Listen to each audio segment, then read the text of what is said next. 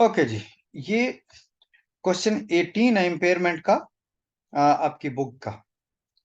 ये क्वेश्चन एक अच्छा क्वेश्चन है एक्सपेंसेस वगैरह को समझने के लिए। कौन से एक्सपेंस डिडक्ट होने चाहिए वैल्यू इन यूज में प्रेजेंट वैल्यू कैलकुलेट करते हुए, और डिस्पोजल प्रोसीड्स में से कौन कौन से माइनस होने चाहिए। अच्छा जी, इस क्वेश्चन में ये मैं पढ़ देता हूँ। BCL, the draft financial statement of BCL for the year ended 31st December 2020 include a plant having a carrying value of 400 million. Due to technological changes, the remaining useful life of the plant has been reduced to 4 years. एक asset है हमारा जो जिसकी carrying value 400 रुपए है और 400 million है, और उसकी लाइफ कितनी है 4 इयर्स रिमेनिंग। इसका मतलब उसने कैरिंग वैल्यू खुद दे दी है किस दिन, 31 दिसंबर 2020 को। अच्छा, डोंट फॉरगेट, अगर हम रिक्वायरमेंट में जाएं तो उसकी रिक्वायरमेंट भी 31 दिसंबर 2020 को एसेट की इंपेयरमेंट का कैलकुलेट करनी। तो इस केस में उसने जिस दिन एसेट इंपेयर हो रहा है उस दिन की कैरिंग वैल्यू खुद दे दिया और उसकी लाइफ भी खुद ही दे दी है, वरना हमें ये कैलकुलेट करनी पड़ती थी। इसलिए मैं कह सकता हूं कि इंपेयरमेंट के लिए जो दो चीजें मुझे चाहिए, carrying value minus recoverable amount. Carrying value उसने खुद कैलकुलेट करके दी हुई है। अब मुझे रिकवरेबल अमाउंट चाहिए। रिकवरेबल अमाउंट में या तो वैल्यू इन यूज या disposal proceeds, whichever is higher. तो जो अगली सारी इंफॉर्मेशन है, इस सारी इंफॉर्मेशन में यहां से लेकर यहां तक उसने वैल्यू इन यूज और डिस्पोजल से रिलेटेड इंफॉर्मेशन दी हुई है। वैल्यू इन यूज के लिए मुझे चाहिए कैश फ्लोज, कैश इनफ्लोज और कैश आउटफ्लोज, और वो एसेट अगर खुद भी बिक जाता है तो। मैं पढ़ लेता हूं जी वन बाय वन। पहला पॉइंट, पहले पॉइंट के बारे में मैं बात बता दूं आपको कि पहले पॉइंट में उसने कैश इनफ्लोज के बारे में बात की हुई है। कैश इनफ्लोज के बारे में वो कहता है, inflows from sale of product to be manufactured by this plant for the year 2021 are estimated at rupees 200 million.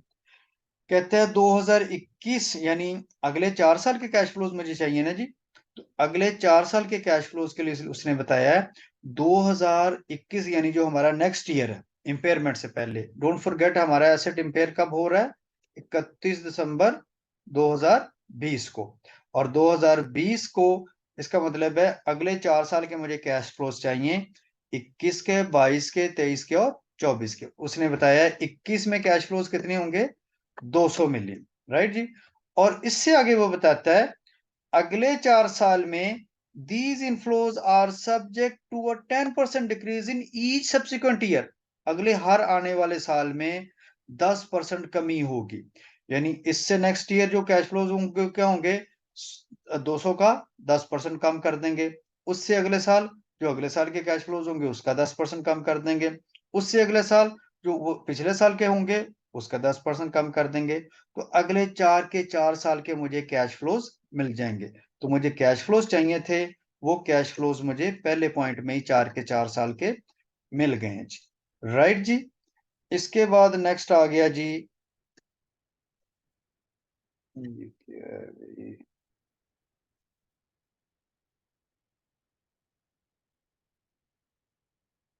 अच्छा, स्क्रीन नजर आ रही है आपको? जी सर, आ रही है। ओके। जो नेक्स्ट पॉइंट है इसमें उसने बताया आउटफ्लोज की इंफॉर्मेशन, यानी जो कैश इनफ्लोज हुए हैं वो पहले पॉइंट में मुझे मिल गए, दूसरे में मुझे क्या चाहिए, कैश आउटफ्लोज। तो कैश आउटफ्लोज के बारे में उसने इंफॉर्मेशन दी है। कहता आउटफ्लोज फ्रॉम ऑपरेशनल कॉस्ट, और ये मैंने बताया था कि हर आउटफ्लो हम नहीं लेंगे बल्कि सिर्फ ऑपरेशनल लेंगे, या रिपेयर एंड मेंटेनेंस वगैरह। जो उन कैश फ्लोज को जो ऊपर पहले पॉइंट में हमें मिले हैं इनको कमाने के लिए जरूरी होंगे, सिर्फ वो मैं आउटफ्लोज लूंगा। तो कहता है outflows from operational cost for 2021 are 80 million. उसने 2021 के बता दिए कितने, 80 मिलियन। और जो उससे अगले सालों के बारे में वो बता रहा है, these outflows will increase by 5% in each subsequent year despite decline in demand due to inflation and increase in plants wear and tear. कहता है ये जो आउटफ्लोज हैं ये हर साल 5% बढ़ते जाएंगे। यानी इससे अगले साल 80% का 5% विच विल बी 4, वो इससे अगले साल 84 हो जाएंगे, उससे अगले साल 84 का 5% इंक्रीज कर देंगे, उससे अगले साल उसका 5% इंक्रीज कर देंगे। तो मेरे पास कैश आउटफ्लोज इनफ्लोज भी आ गए और कैश आउटफ्लोज की भी 4 के 4 साल की डिटेल्स आ जाएंगी। मैं इन दोनों को पहले नेट करूंगा, नेट करने के बाद फिर मैं उन्हें डिस्काउंट करूंगा। राइट जी, तो वो डिस्काउंट के बारे में भी इंफॉर्मेशन आगे पढ़ लेते हैं जी, उसने कोई इंफॉर्मेशन बाकी क्या दी है और डिस्काउंट के बारे में क्या दिया वो भी देख लेते हैं।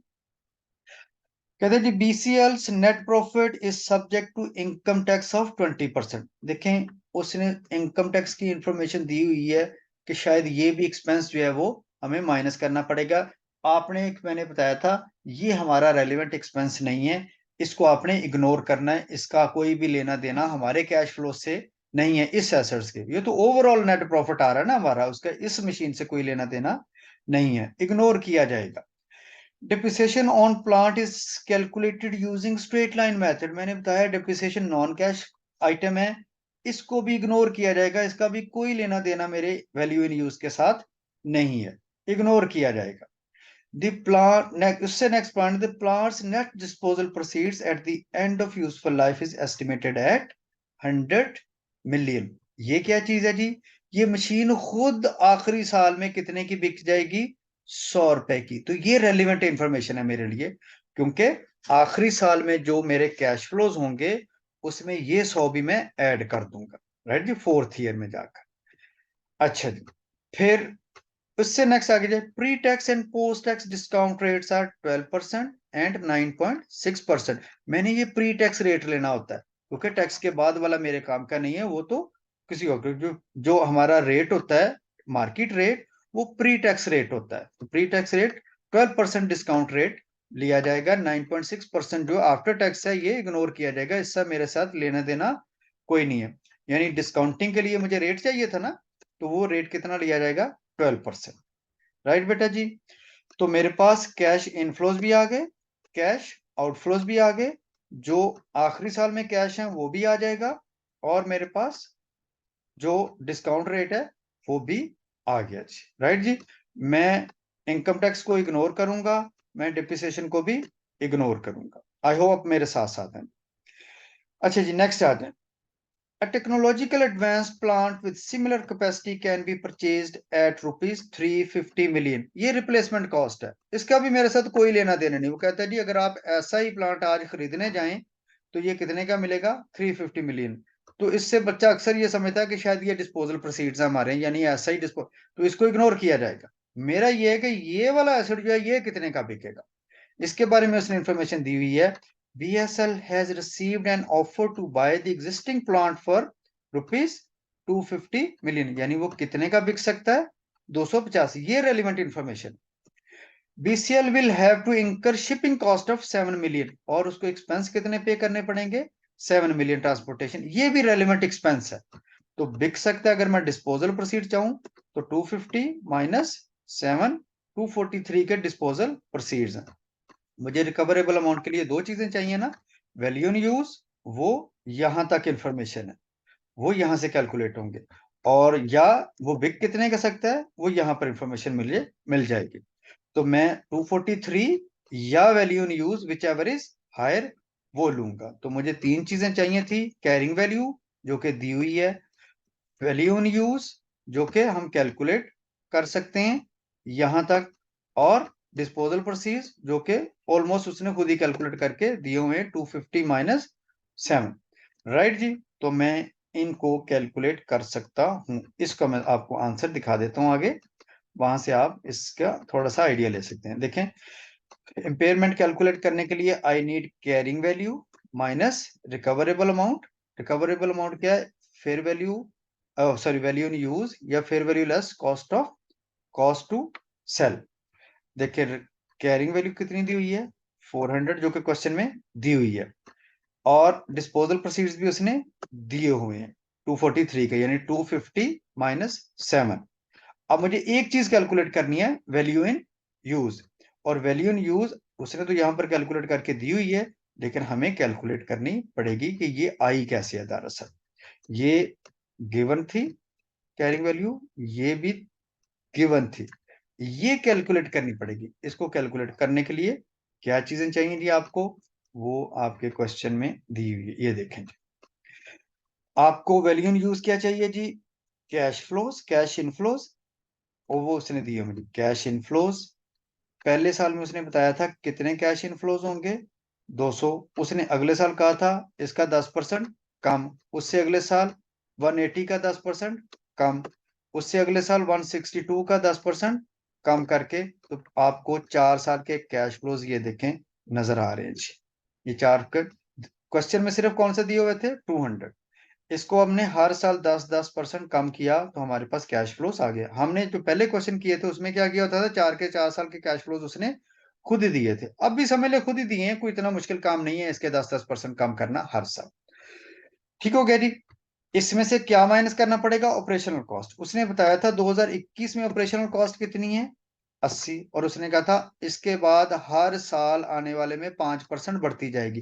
ये देखें 80 का 5%, 84, 84 का 5% लेंगे, उसको ऐड कर देंगे 88, इसका 5% लेंगे तो 92। तो मेरे पास कैश इनफ्लोज की भी डिटेल आ गई और कैश आउटफ्लोज की भी डिटेल आ गई। अच्छा, फिर जो डिस्पोजल वैल्यू ये भी तो चाहिए ना आखिरी साल में, वो उसने बताया हुआ था 100 रुपया, तो वो एज इट इज ऐड कर दी जाएगी उसमें से। तो मैं कह सकता हूँ आखिरी साल के जो कैश फ्लोज हैं उसके अपने कैश फ्लोज प्लस जितने का वो बिक जाएगा। हम भी ऐसे ही करते थे पहले भी।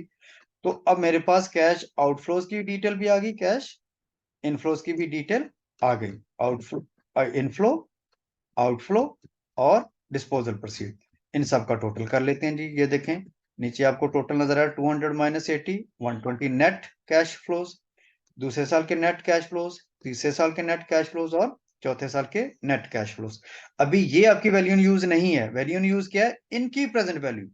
उनके ऊपर ये देखें 12% जो प्री टैक्स रेट है, प्री टैक्स रेट इसके ऊपर लगा, उसने फैक्टर लगा दिया। आप इसे बेशक 1/1.12 करके ले, 120 multiply by 1/1.12 power 1, 96 multiply by 1/1.112 power 2, 3 and 4, तीनों चारों सालों की आप निकाल, या फैक्टर अगर आपके पास टेबल हो तो ये फैक्टर्स भी मिल जाते हैं आपको, ये सीधा फैक्टर्स वहां से तलाश करके 120 के साथ पहले 12% पर पहले साल का फैक्टर, दूसरे साल का फैक्टर, तीसरे साल का फैक्टर, चौथे साल का फैक्टर मल्टीप्लाई कर दे, या खुद भी कैलकुलेट किए जा सकते हैं जैसे हमने कैलकुलेट करना सीखा था। तो ये हमारे पास जो आंसर आएगा, ये पहले साल का प्रेजेंट वैल्यू, दूसरे साल की प्रेजेंट वैल्यू, तीसरे साल की प्रेजेंट वैल्यू और चौथे साल की प्रेजेंट वैल्यू, इन चारों को ऐड करेंगे तो हमारे पास जो प्रेजेंट वैल्यू टोटल आ जाएगी वो कितनी है, 333.6, which is value in use. यही होती है ना वैल्यू इन यूज, कि वैल्यू इन यूज क्या है, value in use the present value of the net cash out flow, net cash flows, जो फ्यूचर कैश फ्लोज, और वो हमने कैलकुलेट कर ली। आई होप ये समझ लगी होगी कि इनफ्लोज भी दिए हुए हैं माइनस आउटफ्लोज, लेकिन आखिरी साल में सेल प्रोसीड्स भी ऐड कर लीजिएगा। तो हमारे पास पहले आ जाएंगे सादा नेट कैश, कैश फ्लोज जो फ्यूचर के हैं, इनके ऊपर प्रेजेंट वैल्यू फैक्टर्स अप्लाई करेंगे। जो प्रेजेंट वैल्यू के बाद हमारे पास वैल्यू आएगी, ये इनका टोटल जो होता है ये वैल्यू इन यूज होता है, विच इज 333.6। वो हम जो ऊपर आपको अमाउंट नजर आ रही थी वो दरअसल ये वाली थी जी। अब मेरे पास देखें जी, कैरिंग वैल्यू क्वेश्चन में दी हुई है, ये भी उसने क्वेश्चन में दिया हुआ था कितने का बिक सकता है, और ये हमने कैलकुलेट कर लिया। इन दोनों में से कौन सी अमाउंट लेनी होती है, whichever is higher, higher कौन सी है, 333.6, तो 400 माइनस 333.6, जो नेट आंसर आएगा दैट विल बी 66.4। तो इम्पेयरमेंट लॉस कितना है, 66.4। यही उसकी रिक्वायरमेंट थी कि बताएं हमारा इस साल में अगर इम्पेयरमेंट लॉस कैलकुलेट करना हो तो वो कितना होगा, विच इज 66.4। राइट जी, इसमें कोई मसला है तो मुझसे पूछे।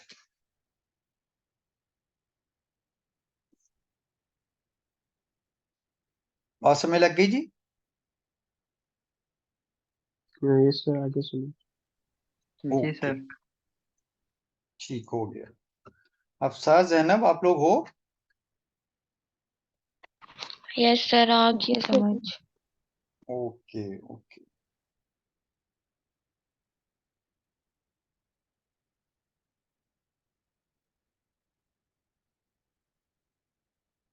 इसमें कोई मसला नहीं है तो जी फिर वक्त जुदाई है जी। ये इंशाल्लाह हम कल भी डिस्कस कर लेंगे, लेकिन ये क्वेश्चन ओके अच्छा सर। इंशाल्लाह। इस क्वेश्चन को आपने जरा एक दफा देख लेना। अली वकार, आपको ये समझ लग गई? जी सर, लग गई है। Okay okay okay, fine fine, ठीक है जी फिर। अल्लाह हाफिज सर। ओके बेटा, मेरे ख्याल में रोटी आपको भी भूख लग गई जल्दी जाने की। सर मैंने खा लिया खाना। क्योंकि सोने का टाइम हो गया सर। अच्छा ठीक है बेटा। ओके बेटा, अल्लाह हाफिज। अल्लाह। फी अमान अल्लाह, सी या। अल्लाह अगर कोई क्वेश्चन है तो व्हाट्सएप पर आप पूछ लें मुझसे। हाफिज। Okay sir. अल्लाह हाफिज। ओके, अल्लाह हाफिज।